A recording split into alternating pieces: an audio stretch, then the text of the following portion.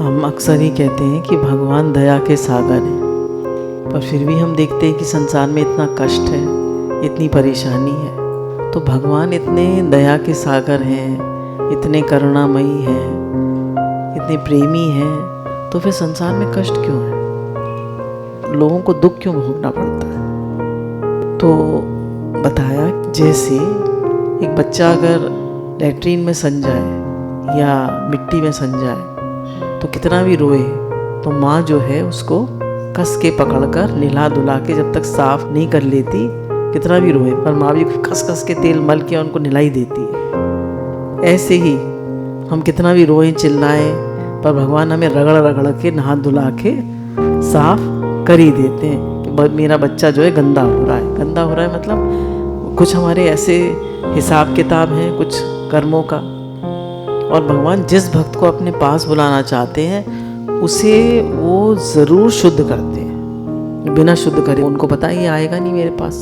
आ ही नहीं सकता। हमारे जीवन में जो भी कुछ घटित हो रहा है वो सब भगवान की दया ही दया है, भगवान की कृपा ही कृपा है। भगवान का स्वरूप जो है कृपामयी है। कृपा करो राधे कृपा करो, कृपा को ही तन तोरा, कृपा करो। तो राधा रानी का तो तन भी कृपा का है, सब कुछ कृपा का है, वो तो कृपामयी है। और राधा रानी क्योंकि माता रूप में है तो वो और ज़्यादा करुणामयी है, कृपामयी है। तो मन हमारा शोर मचाता है कि भगवान हमारे साथ ऐसे क्यों कर रहे हैं, भगवान भगवान भगवान। पर अगर हम ये समझ लें कि भगवान की तो कृपा ही है, कृपा के अलावा तो उनका कुछ है ही नहीं। कुछ भी घटित हो जाए जीवन, कुछ भी घटित हो जाता है पर उनकी कृपा ही है। जैसे हम अक्सर ही कहते हैं कि भगवान का हर विधान मंगल में है, कह तो देते हैं पर क्या हर विधान में हम प्रसन्न रहते हैं, उनकी दया को उनकी कृपा को महसूस कर पाते हैं? हमारा तो मन सुखी दुखी भी होता है और कोई कुछ भी कह देता है, कोई बात हो जाती है तो उसमें क्रोधित भी हो जाते हैं। पर ये नहीं देख पाते ये सब लीला मेरे प्रभु की चल रही है, ये सारी लीला मेरे प्रभु की है। वही लीला कर रहे हैं अनेक रूपों, उन्हीं की लीला चल रही है। तो आइए हम लोग थोड़ा सा भगवान की दया के बारे में, भगवान की कृपा, दया मतलब भगवान की कृपा।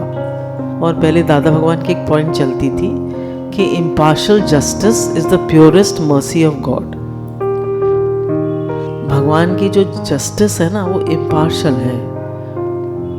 भाई अगर हमारी जान पहचान होती है तो लोग पार्शियलिटी कर देते हैं, पर भगवान क्या कोई पार्शियलिटी नहीं है, वहाँ कोई सिफारिश नहीं चलती। वो चाहे अमीर हो चाहे गरीब हो चाहे जैसा भी हो, वो तो जिसके साथ जैसा करना है वैसा ही करते हैं। जिसका जैसा विधान है, जिसकी जैसी प्रारब्ध है, जिसका जैसा खेल है। तो जैसी भी हमारी दुख की परिस्थिति है, सुख की परिस्थिति है, भगवान की कृपा फील करें। भगवान आपकी तो अनंत कृपा है, अनंत अनंत अनंत। आप तो कृपा के सागर हैं। आज दुख भी मिल रहा है, हाय हाय भी कर रहे हैं तो भी कहें भगवान आप तो कृपा के सागर हैं। इस दुख में भी आपकी कृपा है, सुख में भी आपकी कृपा है, प्रेम में भी आपकी कृपा है, क्रोध में भी आपकी कृपा है। हर हाल में आपकी कृपा ही कृपा है। तो ऐसा अंदर से देखिए, तो हम ऊपर से कह रहे हैं, आपको सुना रहे हैं सत्संग, पर क्या हम अंदर से फील कर पाते हैं इस बात? कह रहे हैं भगवान के गुण तो अनंत हैं, अनंत। तो गुणों की बात तो अलग रही, उस दया में कि केवल एक दया के विषय में ख्याल किया जाए तो मुग्ध हो जाना पड़ता है। बोले खाली उनके एक गुण कृपा या दया के बारे में सोचे तो आदमी मुग्ध हो जाता है। आहा, उसकी असीम कृपा की था कौन पा सकता है? पर क्या हमें हर हाल में उनकी कृपा महसूस होती है? दुख में भी, सुख में भी, अनुकूलता में भी, प्रतिकूलता में भी। दुख में कृपा महसूस नहीं होती है क्योंकि हमको लगता है कि मैंने ऐसा क्या किया था कि जो मुझे दुख मिला। तो भगवान कहते हैं कि जन्मों जन्मों के तुम्हारे हिसाब किताब, एक दिन का तो है नहीं, है ना, एक दिन का तो हिसाब किताब है नहीं, ये तो जन्मों जन्मों का हिसाब किताब। तो ऐसा नहीं है कि जो हमने पिछले जन्म में किया वो इस जन्म में मिल रहा है। ये तो भगवान जो हमारे अनंत जन्म है उनमें से कुछ कर्म निकाल के इस जन्म में दे देते हैं कुछ पुण्य कर्म दे देते हैं, कुछ पाप कर्म दे देते हैं। तो दोनों से मिलकर पाप और पुण्य से हमारी प्रारब्ध बनती है। और एक होते हैं संचित कर्म। संचित कर्म कौन से होते हैं? जो हमारे जन्मों जन्मों के इकट्ठे करे हुए कर्म है। इकट्ठे वो हो सकते हैं पूरे मनो तनो कर्म। तो उनमें से कुछ कर्म निकालकर इस जन्म के कुछ पाप और पुण्य मिलकर प्रारब्ध बन जाती है, वो इस जन्म में भोगनी पड़ती है। तो जो प्रारब्ध हमें इस जन्म में भोगनी पड़ती है उसमें हम दुखी सुखी होते। मैंने क्या किया था, मैं तो इतना अच्छा आदमी हूँ, मुझे क्यों दुख मिल रहा है, मुझे इतने कष्ट क्यों मिल रहे हैं। हम तो पता नहीं क्या क्या कर्म करके आए। इसलिए हमेशा ये समझना चाहिए भगवान ने तो हमारे कर्मों को बहुत कम में काट दिया है, बहुत कम। उनकी तो कृपा ही कृपा है। इसलिए जो हमें मिल रहा है बहुत शुक्राने, बहुत शुक्राने, अनंत शुक्राने। परमात्मा की दया संपूर्ण जीवों पर इतनी अपार है कि जो मनुष्य इसके तत्व को समझ जाता है वह निर्भय हो जाता है। कह रहे हैं जो भगवान की कृपा इतनी अधिक है सब जीवों पर कि जो उनकी कृपा को समझ जाता है तो निर्भय हो जाता है। कहेगा मेरे लिए भगवान कभी गलत करते ही नहीं है, कुछ अकृपा होती ही नहीं है। एक बार शायद सेठ जी जयदयाल गोयनका जी की बात है, उनके लड़के का एक्सीडेंट हो गया तो फोन आया पुलिस ऑफिसर का कि भाई ऐसे ऐसे आपके लड़के का एक्सीडेंट हो गया है। तो उन्होंने कहा ये बताइए कि वो जिंदा है या शरीर शांत हो गया। बोले शरीर शांत हो गया। बोले उसी इंतजाम से हम आए। अब ये देखिए भक्तों की बात है, तो उनको उसमें भी भगवान की कृपा महसूस हुई। तो जीवन में कभी भी कुछ भी कैसा भी हो सकता है, किसी के भी, है ना, किसी के भी कुछ भी हो सकता है। तो गुरु कहते हैं pre warned is pre armed. गुरु पहले ही हमें तैयार कर देते हैं, भैया भगवान का विधान है, ये लिखा पड़ा है और हर विधान मंगल में है, हर बात में कृपा है। ये मत सोचिएगा कि अच्छा ही अच्छा है तो कृपा है, जो भगवान कर रहे हैं उसमें कृपा है। तो निर्भय हो जाता है, शोक मोह से तर जाता है, अपार शांति को प्राप्त होता है और वह स्वयं दया में ही बन जाता है। कहने जब भगवान की दया को समझ लेता है तो वो स्वयं दया में बन जाता है, फिर वो कठोर नहीं रहता। क्यों? क्योंकि वो भगवान की दया को, भगवान की कृपा को इतना समझ लेता है, इतना देख लेता है कि वो कहता है मेरे प्रभु इतने दया में है और मैं उन्हीं का तो बच्चा हूँ। बेटा कैसा, बाप जैसा, तो मैं ऐसा खराब क्यों हूँ? मेरा हृदय इतना दया में, इतना प्रेम में क्यों नहीं है?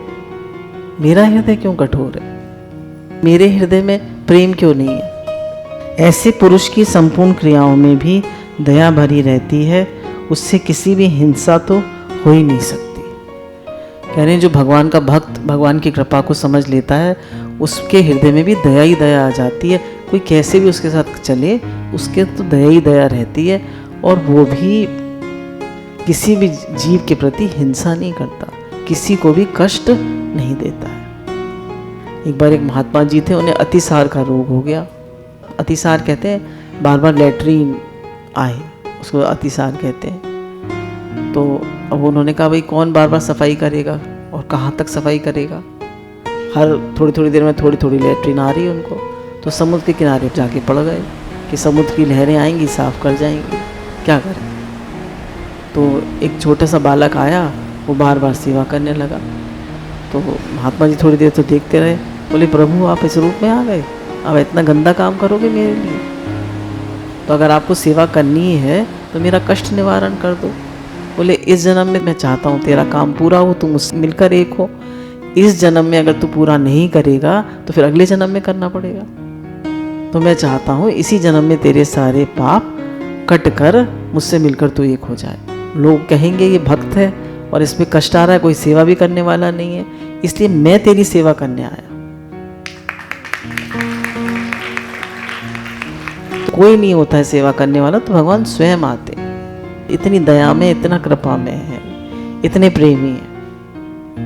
दया में परमात्मा की सब जीवों पर इतनी दया है कि संपूर्ण रूप से तो उस दया को मनुष्य समझ ही नहीं सकता। वह अपनी समझ के अनुसार अपने ऊपर जितनी अधिक से अधिक दया समझता है वह भी नितांत अल्प ही है। हम कहते हैं ना हमारी तो बड़ी कृपा है भगवान की। क्यों? क्योंकि हमारे पास पैसा भी है, क्योंकि हमारे पास सब कुछ अनुकूलता भी है।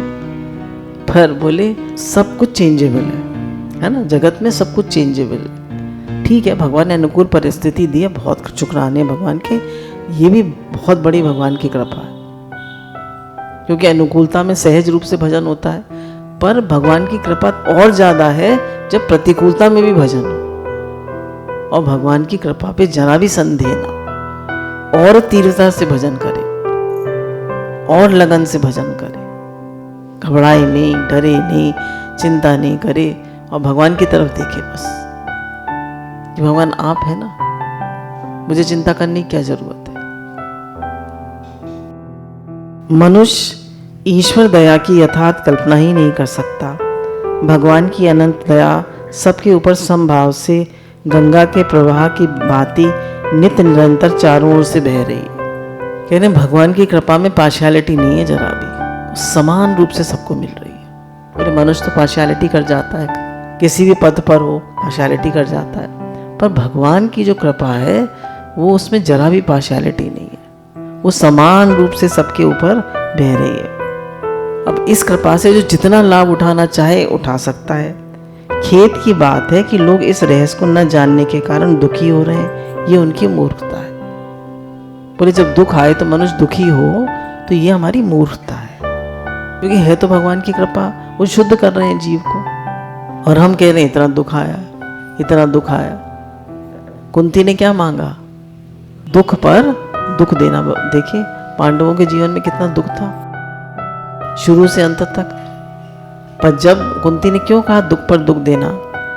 बोले जब दुख आता है तो श्री कृष्ण आते हैं, और जब दुख चला जाता है तो श्री कृष्ण चले जाते हैं। तो उन्हें ये नहीं चाहिए कि दुख चाहिए, उन्हें कौन चाहिए? श्री कृष्ण चाहिए, उन्हें भगवान चाहिए।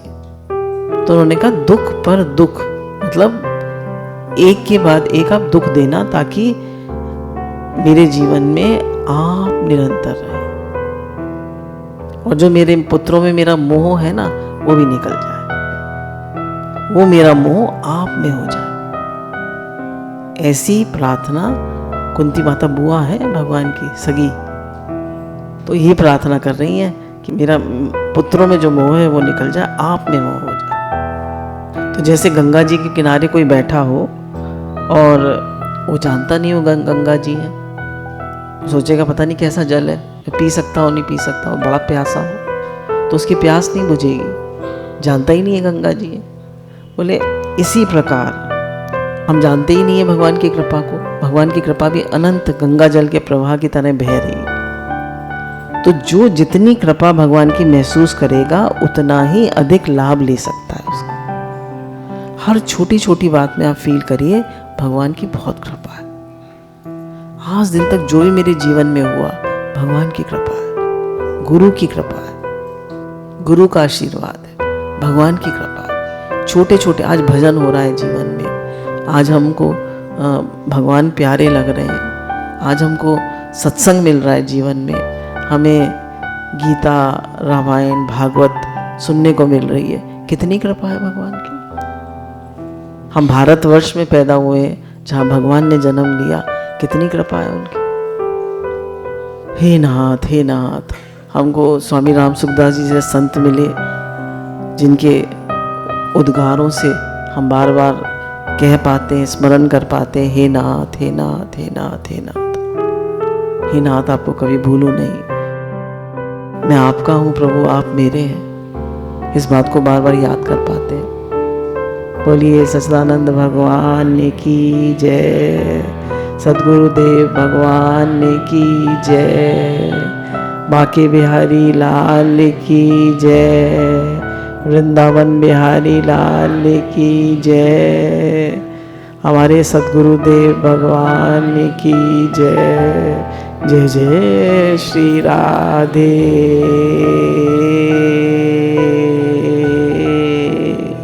श्याम।